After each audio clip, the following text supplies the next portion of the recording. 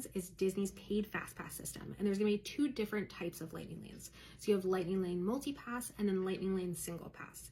Most guests are going to be using Lightning Lane Multi-Pass because that's across 40 different attractions across all 4 parks. Lightning Lane Single Pass is going to be for single attractions, and those are going to be the most popular attractions in the different parks.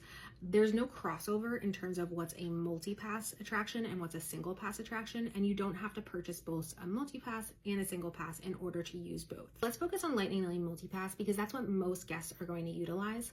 So with Lightning Lane Multi-Pass, you'll be able to log on to the My Disney Experience account up to 7 days prior to check-in if you're staying on property at a Walt Disney World resort, and select up to 3 attractions for each of your park days.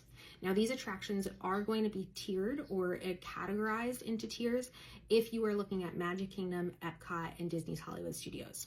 What does that mean? Basically, it just means that Tier A or Tier 1 is going to have the more popular attractions. Tier A or Tier 2 or Tier B is going to be the less popular attractions. And with that, you'll be able to select 2 Tier B and 1 Tier A when you're making those selections, so those pre-trip selections that you're making. Now, Animal Kingdom is not going to have any tiers. It's just going to have 1 category of attractions, so you can select up to 3 from there. If you're not staying on Disney property, you'll be able to make your selections starting 3 days prior to the start of your ticket. The pricing is going to be based on the day and the park that you're visiting. Once we tap into our first attraction, we're able to then make another Lightning Lane selection.